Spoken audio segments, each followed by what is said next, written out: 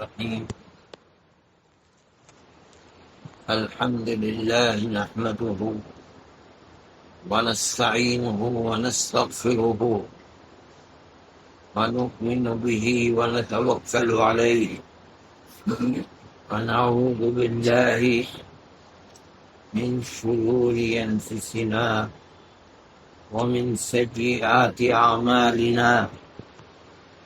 من يهده الله فلا مضل له ومن يضلله فلا هادي له. ونشهد أن لا إله إلا الله وحده لا شريك له. ونشهد أن سيدنا ومولانا محمدا عبده ورسوله. أما بعد، محترم بزرگوں اور دوستوں، کل یہ بات چل رہی تھی کہ شیطان جو وعدہ کر کے آیا ہے کہ میں آدم اس کی اولاد کو جس جنت سے مجھے اس کی وجہ سے نکالا گیا ہے، میں بھی آدم اور اس کی اولاد کو جب تک میرا بس چلے گا جنت میں نہیں آنے دوں گا۔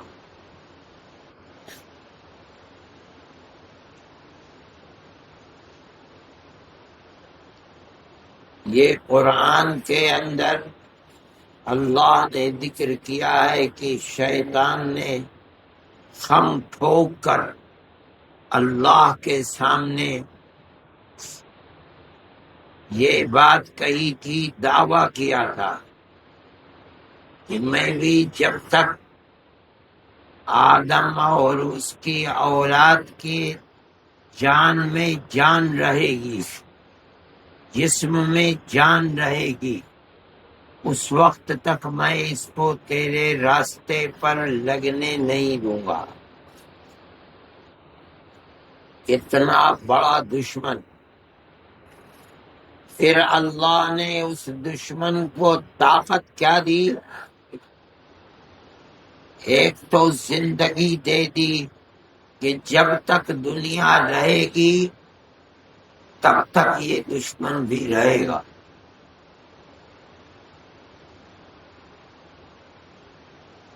دوسرے،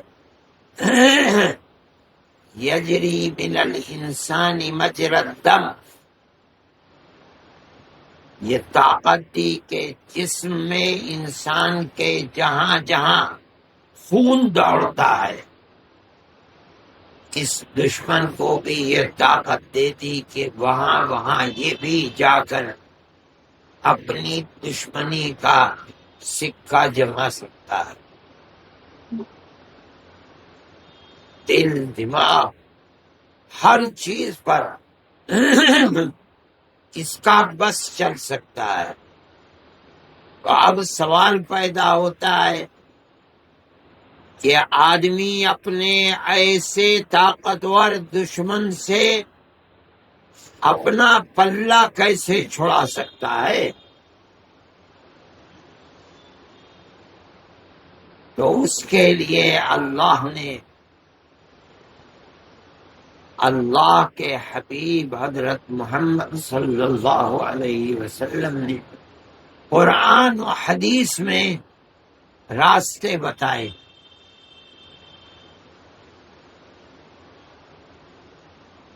کل میں نے حدیث بتائی تھی، پڑھی تھی کہ ایسا قلعہ جس کے اندر شیطان گھس نہیں سکتا، اپنی ساری طاقت کے باوجود شیطان میں یہ طاقت نہیں ہے کہ وہ اس قلعے کے دروازوں میں اندر جا سکے، دیواروں کو پھلان سکے، وہ قلعہ کیا ہے؟ ذکر اللہ. جہاں اللہ کا ذکر ہے ہاں شیطان کا بس نہیں. حدیث میں مختلف جگہیں اللہ کے نبی نے بتائی ہیں. میں نے کل بتایا تھا، پڑھا بھی تھا. ایک یہ بھی ہے کہ اللہ کے نبی نے فرمایا کہ جو مشکیزہ، جس میں سے مشق ہوتی تھی، پہلے پانی بھرتے تھے، اس کے منہ کو کھول کر پانی نکالتے تھے، پیتے تھے. فرمایا جس مشکیزے میں پانی ہے پینے کے لیے، اس کے منہ کو وکا ڈوری سے بند کر دو، کھلا مت چھوڑو. حدیث میں فرمایا کہ اینا برتن کو ڈھانپ دو جس میں پانی ہے، دودھ ہے، کھانا ہے، کھلا مت چھوڑو، ڈھانپ دو کسی چیز سے. فرمایا اغلق الباب، گھر کے دروازے کو کھلا مت چھوڑو، بند کر دو. یہ بند کرنے کا حکم کیوں ہو رہا ہے؟ مشکیزے کے منہ کو ڈوری سے باندھ دو، بند کر دو. برتن کو ڈھانپ دو، دروازوں کو بند کر دو. کیوں؟ فرماتے ہیں فَإِنَّ الشَّيْطَانَ لَا يَفْتَحُ غُلُقًا أي مغلقا. جس کو تم نے بند کر دیا شیطان کے اندر اس کو کھولنے کی طاقت نہیں ہے. مگر عجیب بات ہے، ارے بھائی دروازے کو بند کر دو، بلی تو نالی کے اندر سے آ جاتی ہے، چڑھ کر اوپر سے آ جاتی ہے. وہ شیطان جو انسان کے جسم کے اندر جہاں جہاں خون چلتا ہے وہاں وہاں کو، اس شیطان میں طاقت نہیں کہ وہ دیوار پھلان کے آ جائے.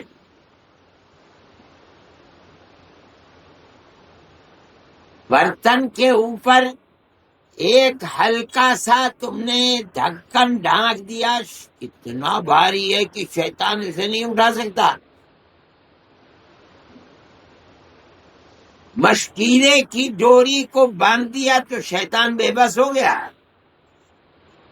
محدثین فرماتے ہیں مطلب حدیث کا یہ ہے کہ شیطان اس بند کیے ہوئے کو کھولنے کی طاقت نہیں رکھتا جس کو اللہ کے نام لے کر بند کیا گیا ہے. اللہ کے ذکر کے ساتھ بند کیا گیا، مطلب ہے بند کرو ڈوری سے بسم اللہ کہہ کر، برتن کو بند کرو ڈھکن سے بسم اللہ کہہ کر، دروازے کو بند کرو اللہ کا نام لے کر. اب شیطان میں اللہ کے ذکر سے جو گرہ لگی ہے، شیطان لعین میں یہ طاقت نہیں ہے کہ وہ اللہ کے ذکر سے لگی ہوئی گرہ کو کھول دے، نہیں کھول سکتا.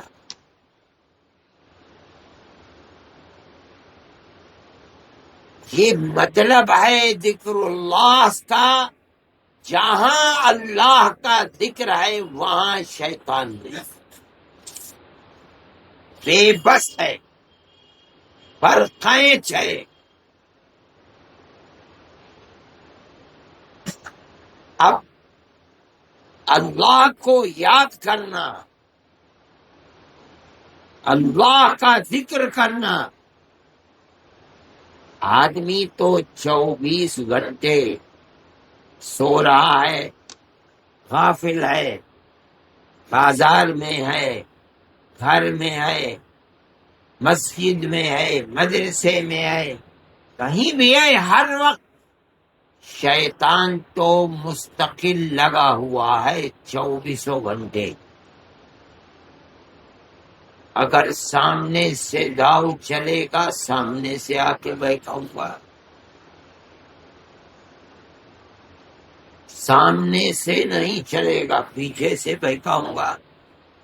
وہاں داؤ نہیں چلے گا تو داہنی طرف سے، ادھر نہیں چلے گا بائیں طرف. اور 1-2 دن نہیں، اگر 80 سال کی عمر ہے تو مرتے وقت تک میں اپنے اس مکر اور فریب میں کسر نہیں چھوڑوں گا. اسی لیے ہر جگہ شیطان ہے، ہر وقت ہے. تو اللہ قرآن میں بھی فرماتا ہے اذکروا اللہ ذکرا کثیرا والذاکرین اللہ کثیرا والذاکرات. شیطان سے جو بچنا چاہتا ہے تو جس طرح ہر طرف ہر وقت ہر طرح سے شیطان تیری جڑ کھودنا چاہتا ہے، تیری آخرت کو برباد کرنا چاہتا ہے، تو بھی اسی کثرت کے ساتھ اپنے اللہ کو یاد رکھ. قرآن میں اللہ کسی اور چیز کے لیے بار بار تاکید کثرت کی نہیں کرتا، لیکن اللہ کے ذکر کا آتا ہے تو کہتا کثرت کے ساتھ ذکر کر. کسی جگہ تھمو مت، یہ نہ سمجھو کہ حج ہو گیا چھٹی مل گئی، پر مت نہیں. فَإِذَا قَضَيْتُم مَّنَاسِكَكُمْ فَاذْكُرُوا اللَّهَ. حج جب پورا ہو جائے ارکان حج تو اللہ کی یاد میں لگ جاؤ.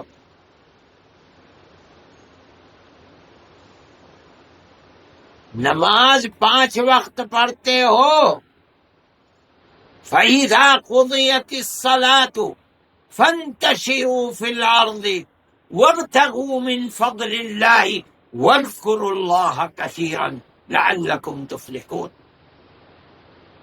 مسجد میں آؤ، اللہ کا ذکر کرو، یاد کرو، نماز پڑھو. نماز پڑھنے کے بعد اپنے معاش روٹی روزی کی فکر میں پھیل جاؤ، لیکن یہ سب کچھ کرو، لیکن اللہ کو پھر کثرت سے یاد. کیوں؟ جب شیطان قدم قدم پر تمہارے پیچھے پڑا ہوا ہے تو تمہیں بھی قدم قدم پر اللہ کے ذکر سے غافل نہیں بننا. اور اگر غفلت ہوگی ذرا سی تو شیطان پھر اپنی چونچ دل کے اندر ڈال دے گا. جہاں اللہ کو یاد کیا ایک دم نکل کے باہر. کیوں؟ اللہ کی یاد کے ساتھ اس کا بس نہیں چلتا.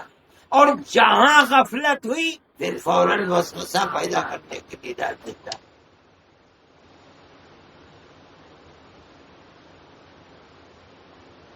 اس لیے ذکر اللہ کی کثرت، صرف ذکر اللہ نہیں.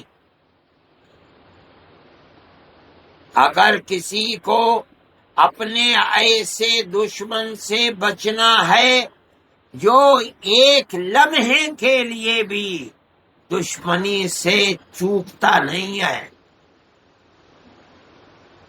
تو یہ ضروری ہے کہ وہ ایک لمحے کے لیے بھی اپنے دشمن کے داؤ اور مکر سے غافل نہ ہو. اور وہ کیا چیز ہے؟ اللہ کا ذکر. اور وہ ذکر بھی قرآن کیا کہتا ہے؟ اذکروا اللہ ذکرا کثیرا وسبحوہ بکرۃ واصیلا، صبح شام ہر وقت کثرت کے ساتھ اللہ کو یاد کرو۔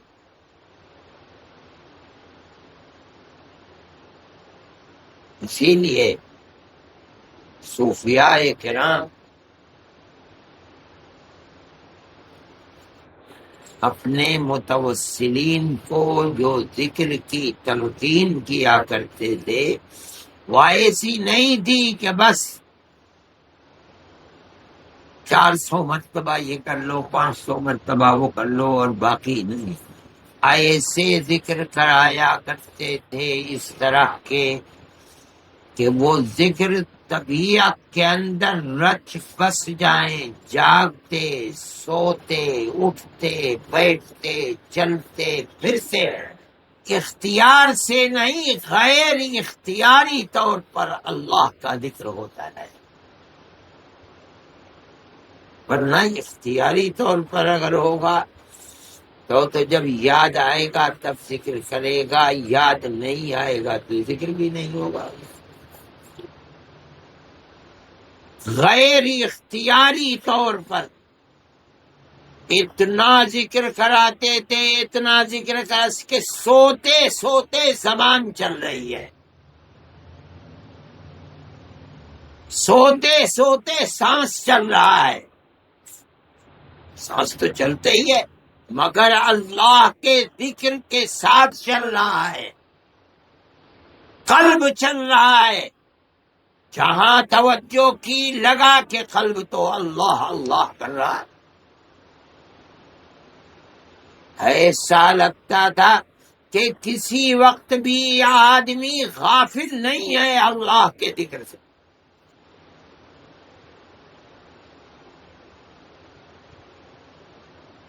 ذکر اللہ تب جا کر کے مفید ہو۔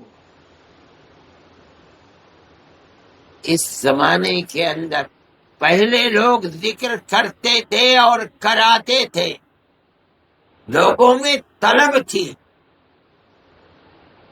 چھوٹتا نہیں تھا، چھوڑتے نہیں تھے۔ میں نے دیکھا حضرت رحمت اللہ علیہ کو اپنے بعض متوسلین کو روز آنا اسم ذات اللہ اللہ 24 گھنٹے میں 1.25 لاکھ مرتبہ۔ آج تو کسی سے 12 تسبیح بھی نہیں پابندی رکھی جائے، 1.25 لاکھ مرتبہ تسبیح چلاتے چلاتے زخم ہو جاتے تھے، کپڑا لپیٹ کر کے انگلیوں میں تسبیح کو چلاتے تھے۔ مقصد کیا؟ اتنا ذکر کرو، اتنا کرو کہ غیر اختیاری طور پر ذکر اللہ زبان، جب کبھی خاموش رہے زبان تو اللہ اللہ۔ آدمی کو اتنی لگن ہو جاتی تھی کہ اسے بات کرتے ہوئے الجھن ہوتی تھی کہ بات کروں گا تو اللہ کا ذکر چھوٹ جائے گا۔ اسی طرح ذکر قلبی باس انفاس ایسے ذکر ہیں کہ کرتے کرتے کرتے اختیار سے کرتے کرتے آدمی کی طبیعت بن جائے، رنج بس جائیں۔ اگر موت سے پہلے مان لو بے ہوشی طاری ہو گئی تب بھی وہ آدمی خوشبخت جس کا ذکر غیر اختیاری طور پر جاری ہو گیا ہے، وہ پھر بھی ذکر کرتا رہے گا۔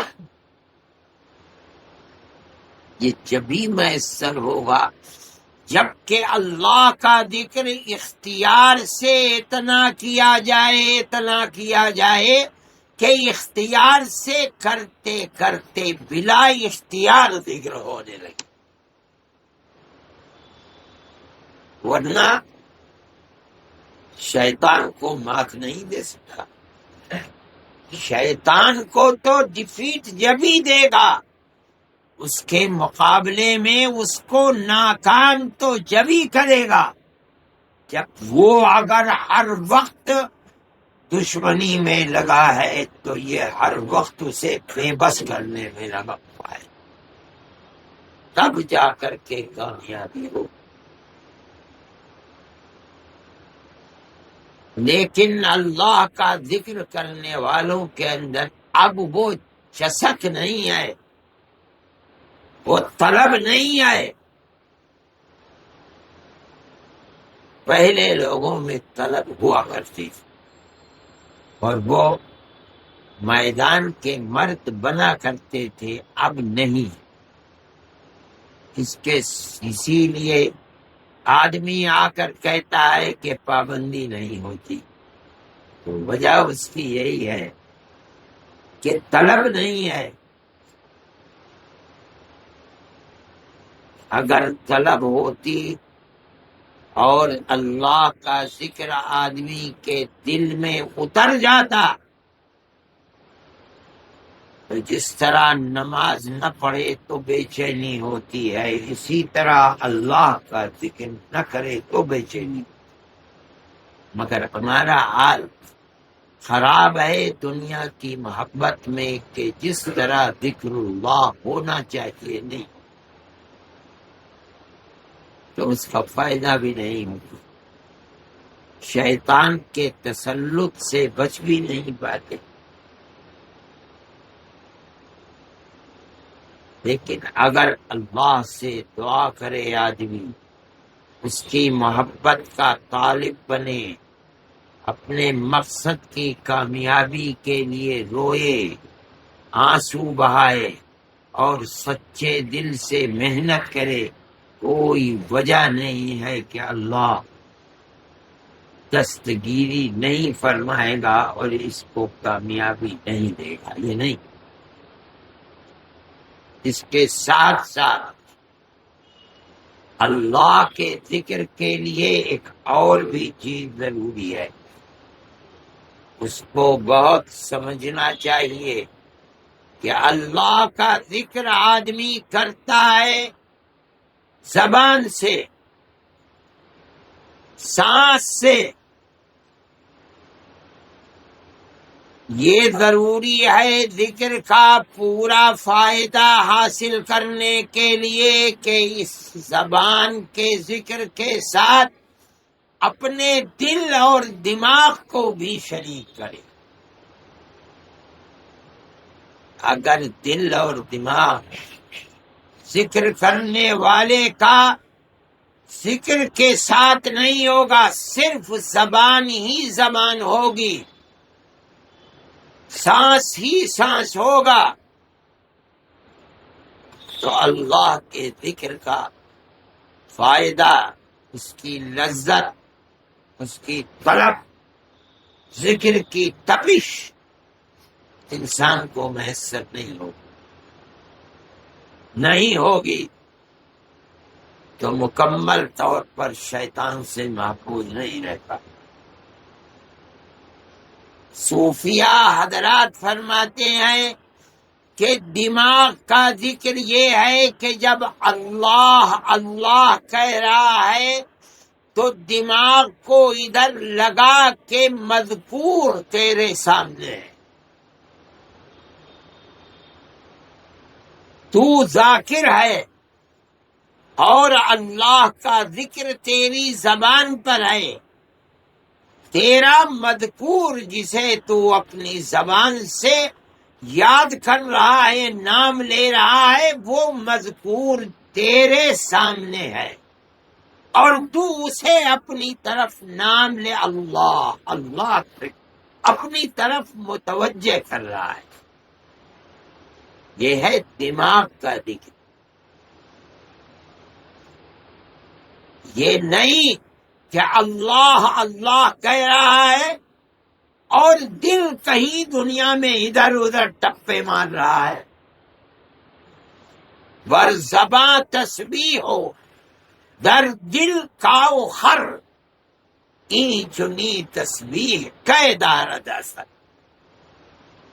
زبان سے تو اللہ اللہ سبحان اللہ، اور دل بھیڑ بکریوں میں، گائے اور گدھوں میں لگا ہوا ہے۔ تو کہتے ہیں یہ تسبیح کہاں سے اثر رکھتی ہے؟ ہمارے بزرگ کہتے ہیں ای چنی تسبیح ہم دارتا تھا، اثر رکھتی ہے لیکن جیسا رکھنا چاہیے ویسا نہیں۔ اس لیے ذاکر کے لیے یہ ضروری ہے، ہر ذاکر کے، نماز پڑھنے والا نماز پڑھ رہا ہے، سمجھے کہ اس کے سامنے ہاتھ باندھے ہوئے، اس کو رکوع کر رہا ہوں، اللہ کو سجدہ کر رہا ہوں، اللہ سے مانگ رہا ہوں، اسی کی تسبیح کر رہا ہوں، تب نماز کا پورا فائدہ ہوگا۔ یہی اللہ اللہ کہنے والے کے لیے ہے، یہی سبحان اللہ والے کے لیے ہے، ہر ذاکر کے لیے ضروری ہے کہ جس ذات کا ذکر مذکور یہ سمجھ کر ذکر کرے کہ میرا مذکور میرے سامنے ہے، اور دل کا ذکر یہ ہے کہ یہ مذکور جو میرے سامنے ہے وہ میرا محبوب بھی ہے،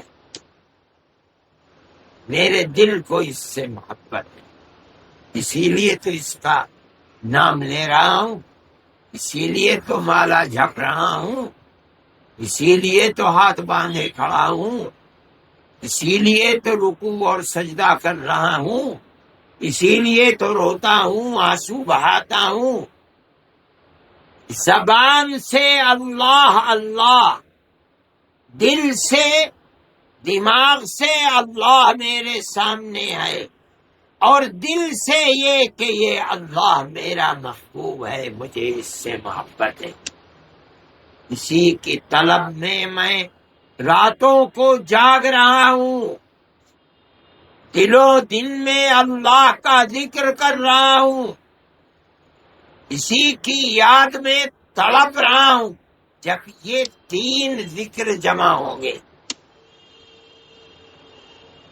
تب اس ذکر کا 100% فائدہ ہوگا۔ ہر اللہ کے ذکر کرنے والے کو یہ اپنے دل و دماغ میں بات بیٹھالنی چاہیے، شیطان سے اگر بچنا ہے تو یہ ضروری ہے کہ اللہ کے ذکر کو مکمل طور کے اوپر کامل و مکمل بنا کر اس کے ذکر میں آدمی لگے گا۔ تب قرآن کہتا ہے ان عبادی لیس لک علیہم سلطان، قرآن کہتا ہے کہ میں چھوڑوں گا نہیں، لَأَقْعُدَنَّ لَهُمْ صِرَاطَكَ الْمُسْتَقِيمَ، میں دعویٰ کرتا ہوں لَأَقْعُدَنَّ، لام تاکید بانون تاکید، ضرور بالضرور تو نے جو ان کے لیے آدم اور اس کی اولاد کے لیے سیدھا راستہ جنت کا بتایا ہے بنایا ہے، میں اس راستے پر ضرور بیٹھ جاؤں گا۔ کیوں؟ تاکہ یہ جنت تک پہنچ نہ پائے، پہنچنے نہیں دوں گا۔ شیطان کا دعویٰ دیکھو، اللہ فرماتا ہے جواب میں ان عبادی لیس لک علیہم سلطان، اے بدنصیب میں بھی کہتا ہوں کہ میرے بندوں پر تیرا بس نہیں چلے۔ بس کہاں نہیں چلے گا؟ جہاں اللہ کا ذکر ہوگا۔ یہاں سے پتہ چلا کہ جن بندوں کو اللہ اپنا بندہ بتا رہا ہے یہ وہ بندے ہیں جو رات اور دن صبح شام ہر وقت اللہ کا ذکر کرتے، انہی پر تو بس نہیں چلتا شیطان کا۔ یہ اللہ کی محبت ہے، ذکر اللہ کرنے والوں سے اللہ کا تعلق ہے کہ اللہ اپنا ذکر کرنے والوں کو کہتا ہے ان عبادی، میرے بندے۔ بہت بڑی سعادت ہے کہ اللہ کسی بندے کو اپنا بندہ قرآن میں فرما رہے ہیں، ان پر تیرا بس نہیں ہے۔ بس تو ایک ہی جگہ نہیں ہے جہاں اللہ کا ذکر ہے۔ جو دل اللہ کے ذکر سے غافل ہے وہاں تو شیطان ہی شیطان کی حکومت ہے۔ جن کو اپنا بندہ کہا ہے اور جن کے لیے دعویٰ کیا ہے کہ اے بدبخت بد نصیب، تیری حکومت وہاں نہیں چلی، یہ وہی لوگ ہیں کہ جو ہر وقت اللہ کا ذکر کرتے ہیں، اس لیے کہ ذکر اللہ کے ہوتے ہوئے شیطان کی حکومت سے بے بس۔ میرے بھائی، یہی مطلب ہے جو کہا جاتا ہے اور کہا جاتا تھا کہ اللہ کا ذکر دل اور دماغ کے ساتھ کرو۔ جب ذکر کرو سوچو کہ اللہ جس کو میں مالا جپ رہا ہوں، جس کی یاد کرو، وہ میرے سامنے جیسا بھی کما ہوا فی داخلی وہ سکھا۔ پھر میرے دل میں، مجھے دل میں اس کی محبت ہے، اللہ کا ذکر کیا جائے۔ یہ وہ لوگ ہیں خوش نصیب جن کو اللہ قرآن میں اپنا بندہ کہتا ہے، اس لیے کہ یہی وہ لوگ ہیں جن پر شیطان کا داؤ اور بس نہیں۔ اس لیے ذکر کو کثرت سے کرنا چاہیے اور ناغہ نہ کرنا چاہیے۔ دل میں زبان اور سانس کے ساتھ دماغ اور دل کو لگا کر ذکر کرنا چاہیے، تب اس کا اثر یہ ہوگا کہ دل میں تڑپ ہوگی، آدمی اگر چھوڑنا بھی چاہے گا تو چھوڑ نہیں پائے گا۔ حضرت شیخ عبد القادر جیلانی رحمت اللہ علیہ نے، ان کا مقولہ صوفیہ میں مشہور ہے، کہتے ہیں کہ پہلا مرحلہ تو ذکر کا یہ ہے کہ ذکر کرنے والا ذکر پر مسلط ہو جائے۔ کیا مطلب؟ کچھ بھی ہو، ناغہ نہ ہو ذکر کا، یہ تو پہلا مرحلہ ہے۔ اور دوسرا مرحلہ کیا ہے کہ ذکر کرتے کرتے ذکر ذاکر کے اوپر مسلط ہو جائے۔ ذکر کرتے کرتے ایسی چسک پیدا ہو جائے کہ اب اگر ذکر چھوٹتا ہے تو بے قراری ہوتی ہے۔ ذکر ذاکر پر مسلط ہو گیا۔ اور بڑی عجیب بات فرماتے ہیں کہ آخری مرحلہ جو بتاتا ہے کہ ذاکر ذکر کرنے میں کامیاب ہو گیا، وہ تیسرا مرحلہ یہ ہے کہ مذکور ذاکر پر مسلط ہو جائے۔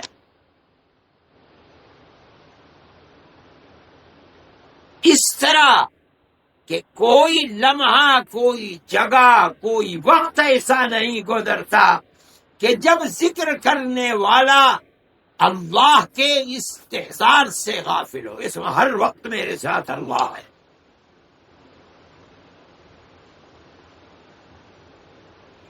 یہ بڑی عجیب بات ہے۔ ذکر کا مکمل فائدہ سارے تصوف کا حاصل ہی یہی ہے، ذات واجب الوجود کا استحضار۔ ہر وقت کہیں بھی ہے، یہ سمجھتا ہے، یقین کے ساتھ دیکھتا ہے، اپنے دل کو ٹٹولتا ہے، دماغ اللہ میرے ساتھ ہے۔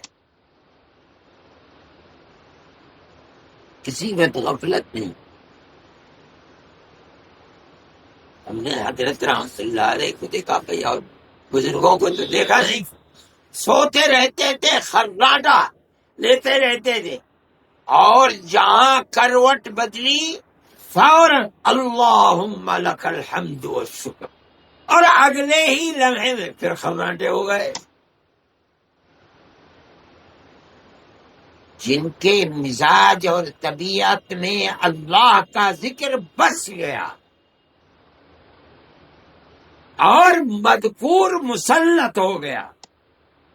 آخری مرحلہ، کسی وقت بھی غفلت نہیں ہے. سو رہا ہے آج، آنکھ کھلی نہیں ہے، ذرا سا کروٹ ہوئی فوراً اللہ کا ذکر زبان سے نکل، اور اگلے ہی لمحے میں پھر خراٹے.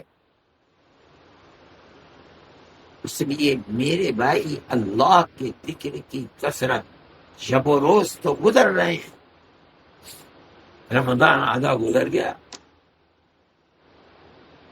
آدھا اترنے کے اوپر ہے، لیکن اللہ سے مانگنا، اس کی محبت کا طلب کرنا، رو رو کر مانگنا کہ اے اللہ ذکر میں برکت عطا فرما دے، اپنی محبت عطا فرما دے. جو راتیں اور دن بھی گزرے ہیں وہ خدا کی بہت بڑی نعمت ہے. کون جانتا ہے کہ زندگی رہتی ہے کہ نہیں رہتی، پھر کبھی یہ مبارک شب و روز میسر ہوتے ہیں. نہیں، جوان بھی مرتے ہیں، بوڑھے بھی مرتے ہیں، ادھیڑ بھی مرتے ہیں، بچے بھی مرتے ہیں، روز جنازے اٹھ رہے ہیں. خدا جانے ہمارا جنازہ کس دن اٹھ جائے. اس لیے جو وقت ہے اس کو خوب توجہ کے ساتھ بھیک مانگ کر، اللہ کا ذکر کر کے، دل اور دماغ کو حاضر بنا کر اللہ سے رو رو کر دعا کر کے کہ اے اللہ اپنی محبت عطا کر، وقت کو گزارنا چاہیے.